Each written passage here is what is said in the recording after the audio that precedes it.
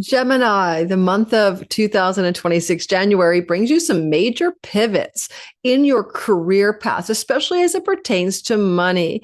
And there is also the energetic shift of Neptune moving into the 11th house of good spirit, where positive windfalls can occur in the month of January. And he'll be there for 14 years. It is a big change. The exciting new direction that you see in the thumbnail, though, is all about that Mars and Venus reset in a house that you would associate most often with your financial storyline. So we're going to break it down for you to see how these shifts are occurring in the month of January. And if you're new to my channel and you haven't subscribed, please give me a try. My name is Lori Lothian. I'm using the Western Tropical Zodiac, and this is ancient traditional astrology tools. If you want to time your best life as well, instead of your best life, your best year of 2026, not just timing the month of January by having guidance from me, the next best thing to getting a reading with me, which you can't these days, is to go ahead and buy my 2026 individual signs or all signs bundle. They are currently $22 for your sign or $55 for the 12 videos. Each video is downloadable. Each video is audio and video downloadable and watchable, and they are over 2 hours each. And it's really an important tool for guiding you, as well as a 26-page PDF guidebook written by me to keep you abreast of the major astrological transits of the year. So check it out below. That's where you can find it in the description box underneath my video. So we're going to talk about Gemini, sun, moon, and rising people. Your sun is your true person, like your essential nature, your core self. But when you listen to it, you might find it connected to solar activities, which means purpose and career, reason for being incarnated. When you are listening for your rising sign, it's the avatar in the simulation. It's the character you play, but it's very circumstantially sensitive and quite often predictively very accurate. And your moon is how you feel and think about your life, but it also represents mother and home-based matters. Sometimes if you're listening for the moon, it's often connected to your domicile and things that go on in your inner life, your emotional life, and your private life. Let's get started. I'm going to show you the sky as we go through the sky together so you can navigate the visuals. A beautiful mini trine that brings grace, luck, and ease is going to dominate with a peek at your career house during the entirety of the month of, well, through most of the month of January, which is quite auspicious. Let me open up the chart for you guys so we can share the screen together, and let us spend the next 25 minutes together getting a handle on your month of January. Now, I somewhat relate to you guys. I do, because I have my sun in progressed Gemini, and I taught a class on how to progress your sun in Gemini, which I put on my members only platform. I keep forgetting to tell people I now have a members only club going on here on YouTube, and you get a lot of perks. You get live streams from me on the weekends. You get lots of content for little mini teachings like how to progress your sun or the meaning of the first Lord of the first house and all signs. Go check it out. Now, this is your sky for the month ahead. It is literally a month in which you're going to experience a powerful and very intense shift in matters of 8th, 10th, and 12th house. With a mini grand trine that's going to pivot your reality. But as we move into the month of January, and you'll notice as we get about here, Mercury will be sitting as January 1st emerges and New Year's Eve gives way in a square to Neptune. So there's something about New Year's Eve and the day after where Mercury will square Neptune, and you might be a little bit confused or uncertain, or confused or uncertain by something that comes through the news from a significant relationship partner, a client, an audience member, and some kerfuffling, confusing uncertainty about that message that comes to you at that time. Now, there's nothing wrong with uncertainty, but you might not really want to linger there long, because Mercury will move on the 1st of January. And he will be definitely now beginning a story about the 8th house stellium. Now, the exciting part of the month is that this is where Mars and this is where Venus in the first 9 days of the month are going to reset themselves in a connection to the sun. These are called cazemis, and this is important. Mars will rejoin the sun, and so will Venus, and they will start a new beginning in your 8th house. It's a reset. You know, Venus here joining the sun on January the 6th, She hasn't done that since 2018. And before that, no, 2022, 2018, 2014. So every 4 years, she reboots your eighth house and gives you some new financial shift. It's often the first 10 months after the reboot that you see evidence for what it will be. She rules your house of entrepreneurial matters. So it could be reset buttons connected to entrepreneurial endeavors. Again, go back to 2018. Same time of year, basically, January, add 10 months, go back to 2022, same time of year, add 10 months. What were the changes that you initiated to some degree around banking, loans, mortgages, taxes, ad revenue, royalty income, shared money with a spouse or partner? So for example, in 2018, I'll give me as an example, my son was progressed in Gemini then, so I can kind of relate. The reset button that happened there had to do with money connected to my significant other, my marriage partner, and I, and it had to do with the termination of the relationship and the beginning of the process of separating our assets out financially. It's just something that's simple, right? So you can go back and look at, because this is shared monies with a spouse, where this shift of the money goddess in a money house happened to repeat and rinse and repeat. This time, however, she's accompanied by Mars and Mercury, and it makes it a little bit more intense and dominated by Saturn, who rules her in your 10th house. And this is going to bring you more into alignment with a reset button, a new direction, January 6th. Add 10 months to see the effects of it in how you present yourself in a career path where you are successful and masterful, because Saturn's been here since 2023, and where you need to make a turning point pivot of some sort. The North Node still extends you into worldly success through to July of next year. But in this time, there's something changing in the way you process the financials of a career path. It shall be interesting to see how that plays out.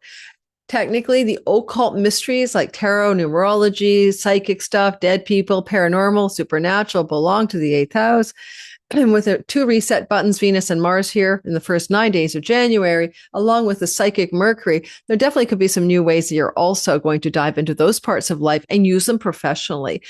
For example, I just taught a course on the 5 top psychic tools that I use, and it was really a hit, and 250 people signed up for it. It was really fun to teach it. And I am a professional psychic and remote viewer, so probably it just tells me like I will move more into some of that stuff in my chart, in my career, and not just the astrology. Mercury here is the messenger, like the guy with the news, all the news that's fit to, to give. Possibly you might get some financial news coming off of January 6th. Venus is a benefic. And in the heart of the sun, she's powerful. She's not debilitated. No planet is. She's purified and the reborn in the heart of the sun. So look for some information around financial news and career matters, perhaps connected as well to international, foreign lands, foreign shores, digital payments, payment processors, foreign companies, and money from foreign people. Venus is a ruler of your 12th house, and you got that shock and awe, but also wealth star activated Uranus there. So I would say that it's going to be a positive thing, but there may also just be some surprises. When you look at the movement of Mars, because it's Venus first and Mars next, you're going to notice that Venus will do the connection starting around the January 4th, 5th. It's exact on January 6th. And then next will be Mars getting into the fray. Now, this is a different story. Mars is only able to join the sun in Capricorn in a Cazimi reset once every several odd years. It's not always a regular schedule, but the last time this happened was in late December of 1993, which indicates that basically all of 1994 and all of 1995, you were under the cosmic reset button of shifts in your esoteric, psychic, and spiritual stuff, as well as your 8th house of chunky money and unearned income and other people's resources, including spousal stuff and divorces or inheritance monies. So maybe you can go back to 94 and 95 and think about how the themes of that were reset for those 2 years. Or 1979 and all of 1980. Those are the last 2 comparisons. When Mars does this reset button, it's quite possible that even though things are changing in January and around January 9th in particular, you might not see full results until he rises in Pisces, your 10th house of career, in the month of March. Come to my Mars webinar, where I'm going to go into a deep dive of connecting the Cazimi, the death of Mars in your Capricorn 8th house, and the rise of Mars in your 10th house, which means worldly success in your career. Now, one thing about and changes in your career. like you might change the direction of your career.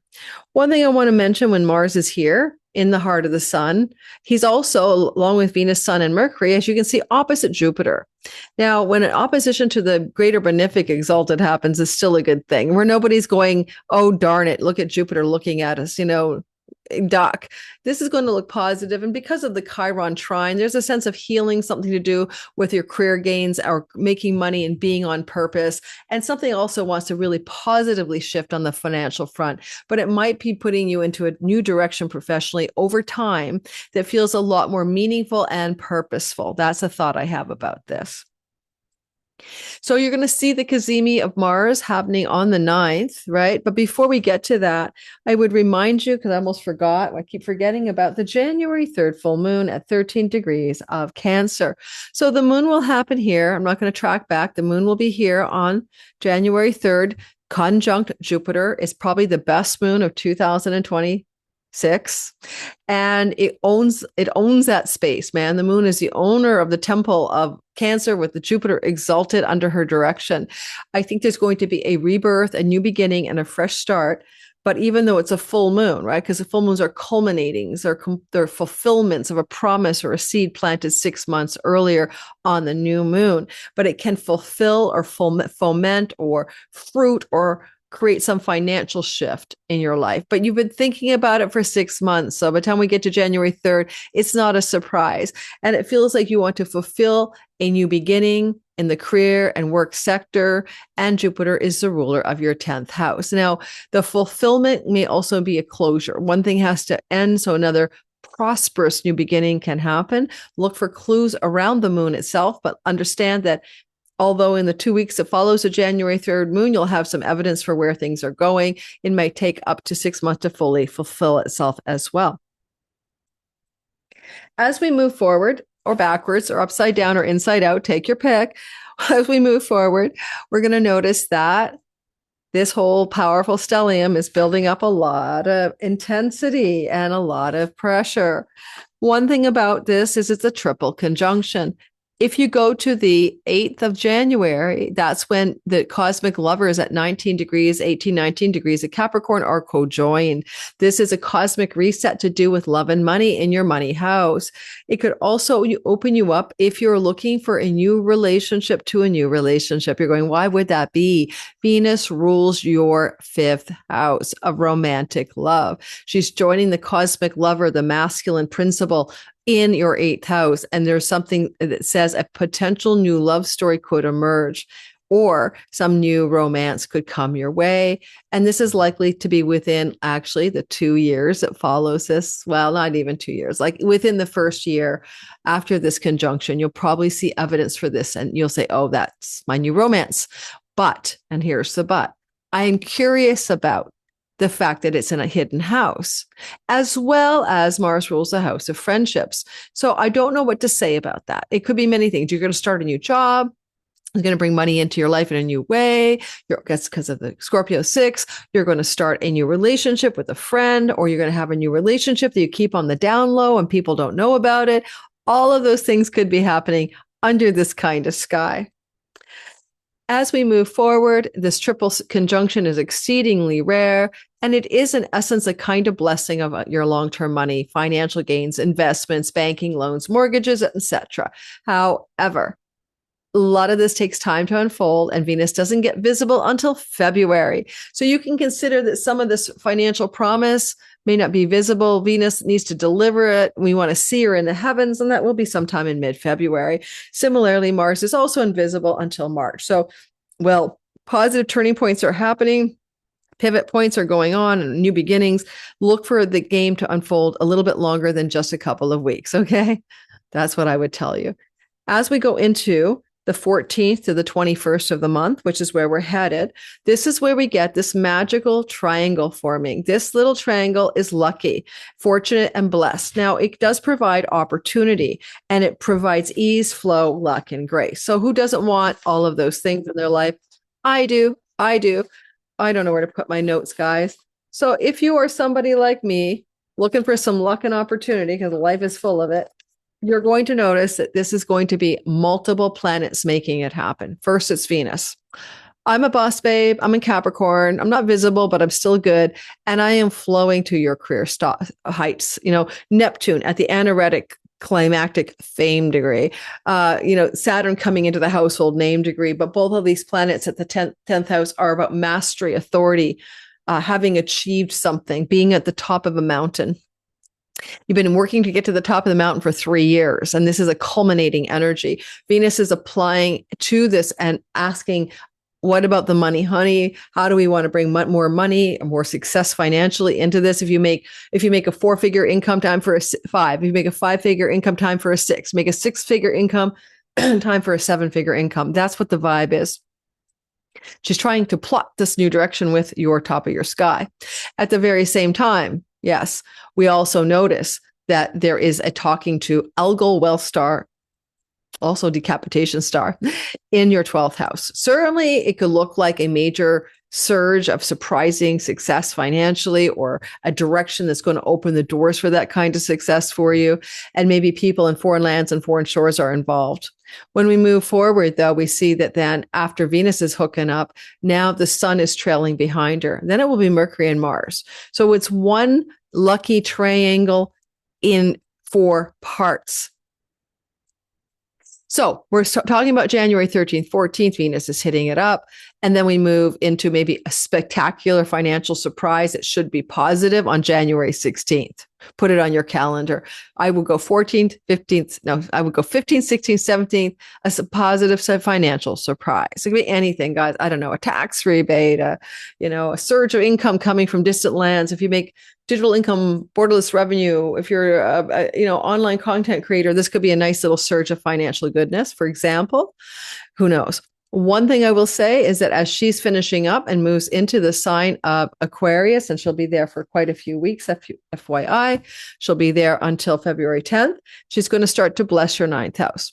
This is going to be, obviously, for some of you, a desire to go off to a foreign land and have a nice vacation, or travel for pleasure into a foreign country. And I'll be doing videos more about this later, but you might want to get yourself on a travel mode January 17th to February 10th. Or you might want to study or learn something, or you might be successfully getting rich in a legal court case and you're going to win. Now the sun is making the triangle happen. The sun is making the triangle happen. Well, wonderful, because the sun has got light and can see everything. So the sun lights up something in your career. The sun lights up something in your 12th house. This is very much connected to career success and visible reputation. This could also be good at getting rid of addiction, self-undoing, and bad habits and patterns in a celestially stellar way. As we move, and you're telling the world about it. As we move forward, Mars then picks up the slack and he starts to activate the story. Well, good old Mars is now and Mercury are going to get on the case. Well, Mercury is invisible. Okay, so we have to talk about his heart of the sun on January 21st.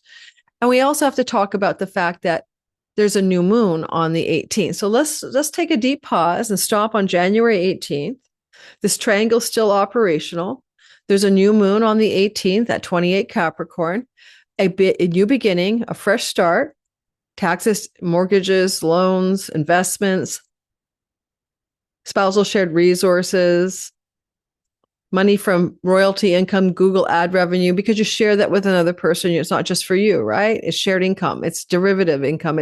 You get a piece of the money, like a royalty. So those kinds of things are starting over and starting fresh. And as that's happening, because of the new moon, new beginning, right? The new moon, new beginning, it's also connected to the fact that Mercury and Mars are in the middle of the beginning, in the reset button.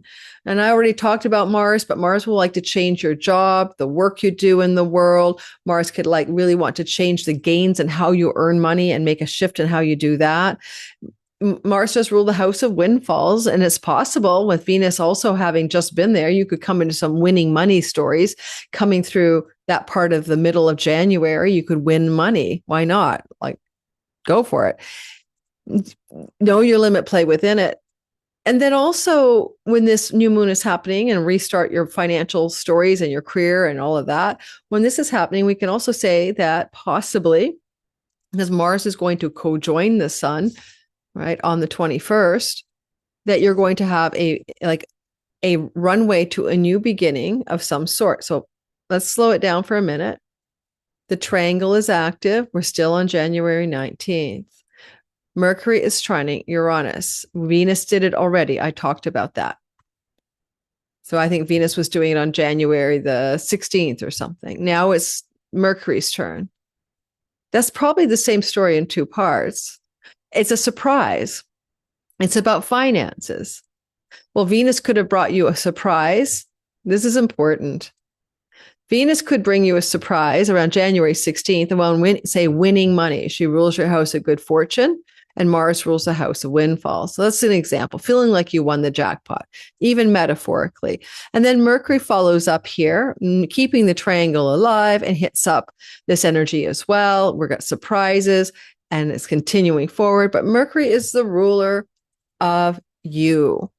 So you are surprised. And Mercury is the ruler of Virgo. Things to do with home, property, land, and real estate. Honestly, surprise, surprise, you might have an opportunity to buy or sell a property, and you might have the funds to do so. And finally, Mars holds the triangle at the very end and really grinds into that triangle. And he says, okay, guys, what are we going to get the decision and actions going to make all of this magical career power up success happen? Unfortunately, he may not be able to execute the turning point actions and decisions, until mid-March, but he's willing to give it a kind of plot, plan, world domination the best he can. So Mars is the ruler, as I said, of the way you gain career, way you earn career gains, the way the money comes from the career. He's also the ruler of the job and work house. So we can see some pivots here as well. Then we have the grand stellium. Now you'll see that this triangle, as Mars comes into Aquarius, is ending, right? It's becoming a faded triangle because these planets are no longer in a proper alignment. And so January the 23rd to the end of the month, it's all about a parade of planets, a party of planets in your ninth house. We won't see them in the sky. Mars is invisible. Venus is invisible. Mercury's invisible. So it's a parade, a hidden parade of planets blinded by the sun. This parade of planets blinded by the sun in our ninth house, because I have my progression, my sun, is about some massive focal point intensity regarding the ninth house. Now, a lot of times when Mars is here, there's a desire to go on a pilgrimage, to travel the world, to spend time in distant shores and lands. This is good for winning court cases. Venus and Pluto are a wealth yoga, power and wealth up here. But also maybe you want to pivot or align with purpose and a meaningful life. This is the house of significance, the house of Dharma. And now you have the will and the motivation Mars. You have the strength of some kind of power and wealth, or love and power and wealth. However, are you single and looking for a love story? Well, maybe you will find one, but it may not be connected to your country of origin. You may be traveling and meeting somebody. You might be falling in love with a foreigner. There may be a new relationship emerging with a distant shore, foreign land vibration. You're going to notice this would be something that you could observe or pay attention to January 23rd to the very end of the month. Under this kind of sky, all this ninth house energy, guides, mentors, teachers may come into your life and be great assistance to you. And I'm wondering if this is a house of kind of like headhunters and human resource departments. Someone might reach out to you from far away and try to offer you a job opportunity or position of some kind. Venus exalts your 10th house of career and reputation. Mars rules the gains thereof. I can see that as a possibility. As this month progresses, and it will progress, we get to January the 18th. And I forgot, did I tell you about it? Oh, I did tell you about it. As this month progresses, we can talk about the Mercury storyline. So let's move ourselves forward backwards to the 21st. Mercury in the heart of the sun, 2 degrees of Aquarius, just before Mars arrives. And that's a reset button that lasts about 6 weeks. It's a divine download. It's a good time to submit a book publishing contract, to put a podcast out, to publish something really important and have it do well. Like on Substack, I can hit the post button on January 21st and get a powerful energy behind it. You'll see a lot of astrologers putting stuff out on January 21st, a Wednesday, just to harness the cazimi. But on the other hand, is a deeper thing. Mars is getting a new mission from headquarters about your ninth house, publishing. I got 2 books in the hopper, podcasting, traveling the world, winning in court cases. Mars is resetting a button. Look for the 6 weeks that follow for those things to unfold. Now, as we move further into the month, I'm going to get us a little bit pumped up here. And just as he crosses the boundary, he kind of clears some confusion about money and career. That's what he's doing here for you on the 21st as well, Mars. But then we get into this part of the chart, and you're going to notice that Mars is going to bump into Pluto. Well, that's not good for the world. That's got brutality and all that violence around it. But for you, it's not that, especially in the ninth house. It's a very powerfully positive house. Mars wants you to take actions and decisions around powerful and death and transformation and rebirth energy, right? That's what that is. And in order for you to do that powerful rebirth and death and transformation, we need to make some decisions. That's what Mars does. And Pluto says you're unstoppable, determined. You have supersonic, superpowered willpower.